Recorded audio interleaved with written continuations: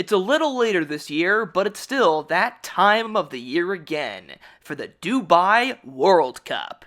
Now, some people might be a little disappointed by some of the fields, but I'm just as excited as ever. Romantic Warrior trying the Dubai Turf, the battle between America and Russia in the Shaheen, Straight No Chaser versus Tuz, or the Dubai Shima Classic with Rebels Romance trying to become the first horse to win 2 Shima Classics against the likes of Shin Emperor. It goes on. We got some cool races. Oh, the UAE Derby. I can't wait for the UAE Derby. Queen Azteca, and also having an American horse in the race in Flood Zone. That's gonna be cool. Also, Shin Forever is a very pretty animal. But that's the undercard, the main event, the Dubai World Cup. Most think this race is already over before it even began, because of how dominant Forever Young is. But still, he is going to have to make history to win this race, be the first to do the Saudi Cup Dubai World Cup double. We'll see if he can do it. There are 10 horses that are going to try and defeat him. Starting with number 1, Walk of Stars. We've talked about this horse before when he ran in the Saudi Cup and finished a disappointing 12th. Many people thought that his front-running speed could be used to steal the race on the front end, but that just did not materialize. Now he's back on his home turf, although he's certainly humbled from his last start. And most people prefer his stablemate Imperial Emperor, who has only improved since he was beaten by Walk of Stars in the El Maktoum Challenge. Walk of Stars could definitely have a good chance to steal the lead on the front end, as there's no other horses with a lot of early speed besides his stablemate. But at the same time, I said that about the Saudi Cup, and he was still ran down by Forever Young, so maybe a good scenario just isn't enough. Regardless, he is still brilliantly fast and capable of a front-running performance, so keep him in mind, but in the back of your heads. I'm not sure about him. Number 2 for the Americans, another alumni from the Saudi Cup, Rattle N Roll. Rattle N Roll took a unique route for an American horse, having a prep in Saudi Arabia and winning it very impressively before he went on to run in the richest race in the world. Now, he was very well beat in the Saudi Cup. He was making up ground, but there was no way he was going to catch the 2 runaway horses, Romantic Warrior and Forever Young, who were 10 lengths the best of any other opponent, including Rattle N Roll. There's a lot to suggest that this could just be a repeat of the Saudi Cup. The 1.125 was a racing distance that he was much more better established at, with victories over it at both 1 turn and 2 turns over the course of his career. Rattle N Roll has never raced at a 1.25 miles. There were some chances for him to do so when he was also eligible in both the Kentucky Derby and the Breeders' Cup Classic, but both times he got shut out.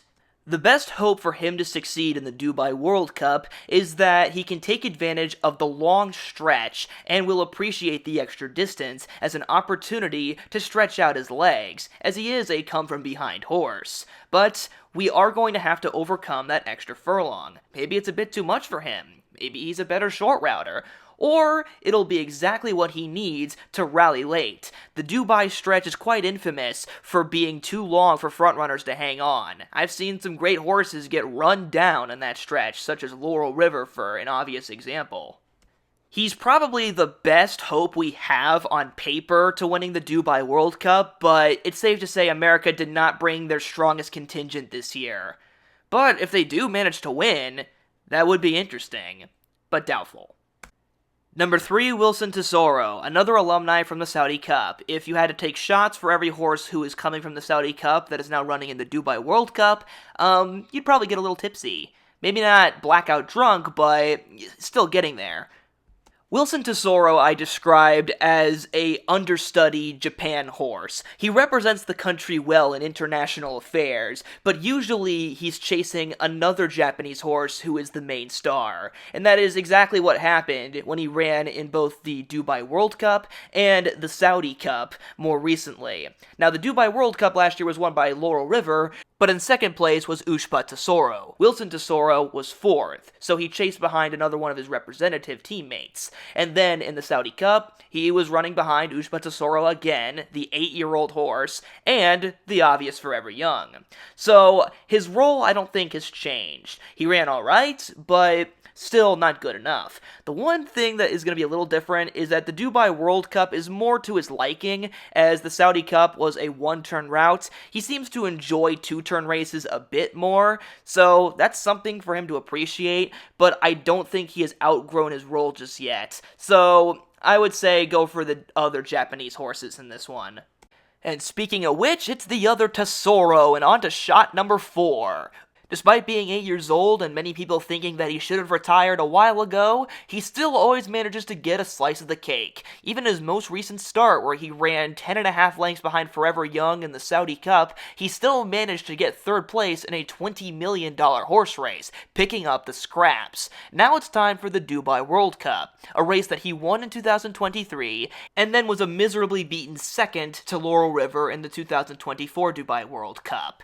I think that Ushba Tesoro can do some damage and run a good 2nd or 3rd place in what is supposed to be a swan song from what I've been told, but there always seems to be just one more left in that horse. Maybe he could win under some extenuating circumstances, and that would be cool for me because I love Ushba Tesoro. He's been a very sentimental favorite of mine, but it would be unlikely. I do see him, though, being in strong contention for being 2nd or 3rd, which is another couple $1 million to add to his already long resume before he goes to stud. That horse sure does know how to rake in the cash. Number 5, a horse that nobody's ever heard of, and a nice good long shot pick for this year's Dubai World Cup, Forever Young. Now that you're finished taking your 5th shot, let's talk about the heavy favorite Forever Young. What is there to hate about this horse? The only place he can't win is in the United States of America, and even then, it takes some bad luck in order for him to lose.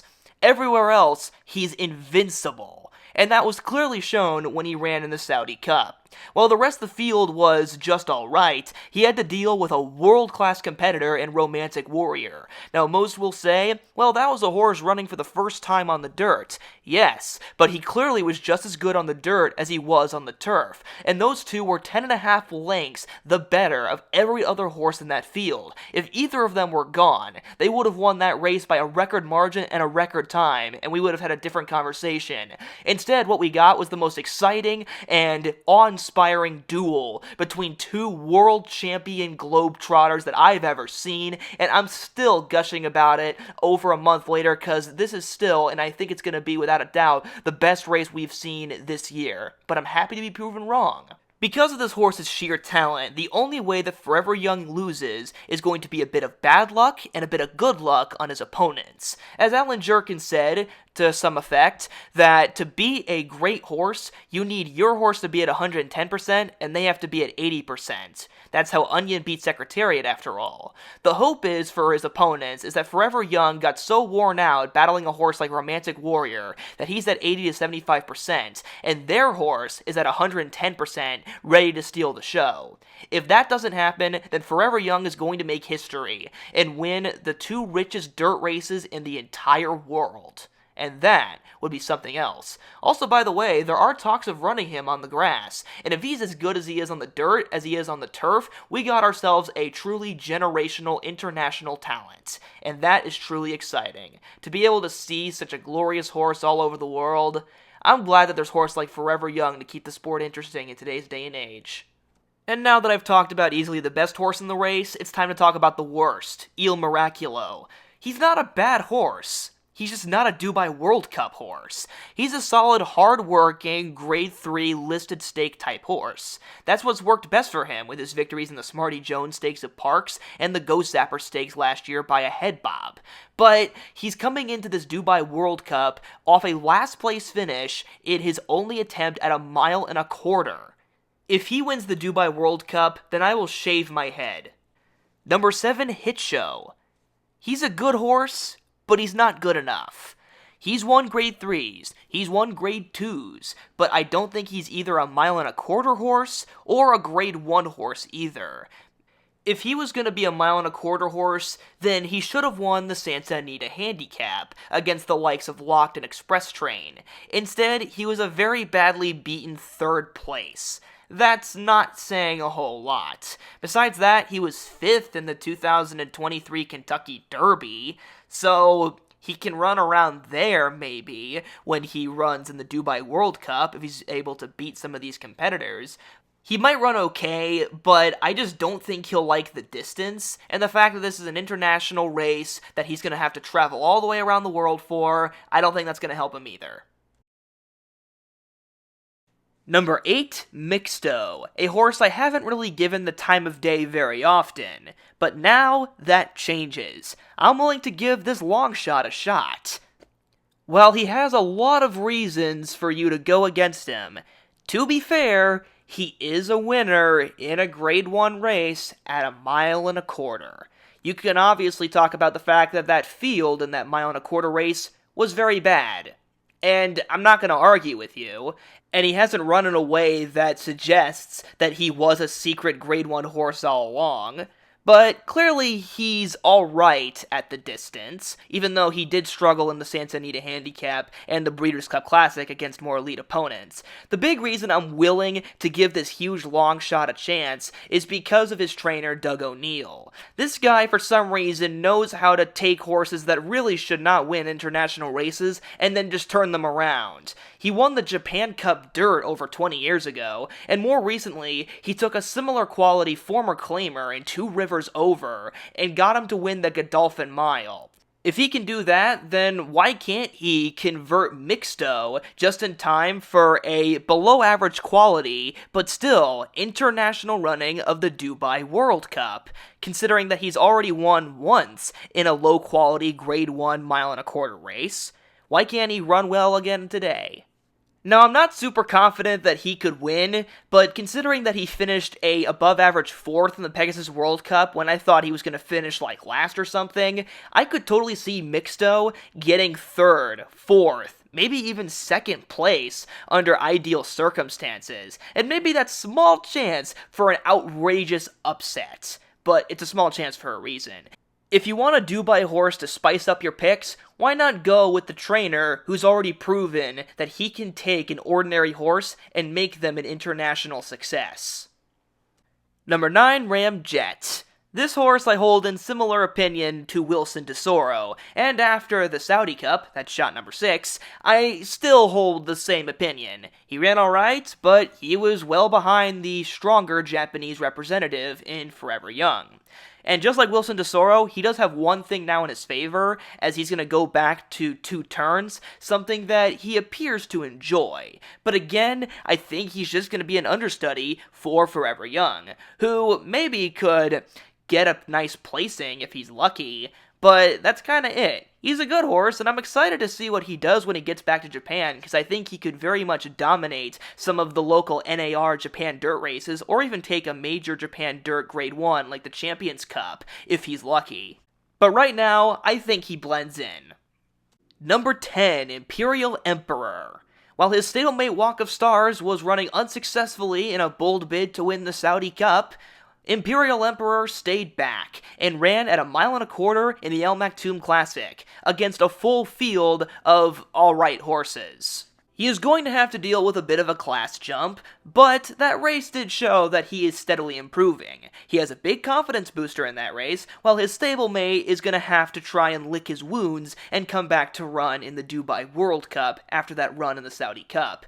Now, to be fair, Imperial Emperor did lose to Walk of Stars earlier this year, but I think Imperial Emperor is steadily improving, like many people suggest he is, and I think that makes him the slightly stronger stablemate. He's also the only of the 2 stablemates to have ran successfully at 1.25 miles, and he ran in an alright time. He'd probably have to run a second or 2 faster to be a winner, but he also wasn't really beating much. He didn't have to fully flex his potential then. He's an alright stalker with some decent speed, but I think that he's going to have to jump up in class just a bit further if he's going to be an international superstar like Laurel River was for his trainer last year. I don't think they got a Laurel River type in this year. Laurel River was a horse that I was personally very excited to see get beat by Forever Young, as he's one of my least favorite horses in training, but what's important is that his trainers did the right thing by the horse and decided not to run him in either race when he wasn't training properly. It was disappointing, yes, but I'm glad they did the right thing by him. In the meantime, Imperial Emperor is a solid representative, but far from a slam dunk. And finally, number 11, Katonah, the other Doug O'Neill entry. Now, while I did have some nice things to say about Mixto, I don't have the same kind of praise for Katonah because he has no semblance of success at 1.25 miles. In both the Pacific Classic against stablemate Mixto, and most recently in the Santa Anita Handicap, he ran very poorly. He also lost against Hitshow in that Santa Anita Handicap, and I wasn't even impressed with Hitshow's performance either, so that just makes things worse for Katonah. He has some semblance of success with his victory in the San Pasquale, which is a grade 2, but I feel like 1 1/8 is the furthest that he is capable of going. Besides that, Katonah is mostly just unsuccessful. He has all the same flaws of other American participants like Mixto and Hitshow, but less redeeming qualities. Similar to Il Miracolo, I'd be very surprised if he won. And that concludes this field for the Dubai World Cup. What are my picks going to be? Well, I'm going to start off very basic. Forever Young, followed by Ushba Tesoro, but my long shot pick is going to be Mixto. We'll see how well that goes. In the meantime, I hope you guys enjoyed this episode of Horse Racing Analyses, and tell me who you think's going to win the Dubai World Cup, or if that's a bit boring considering most are going to just be picking Forever Young, and for good reason. What kind of surprises do you think are going to occur in this year's Dubai World Cup, or its undercard races? I'd love to hear it. See you guys next time.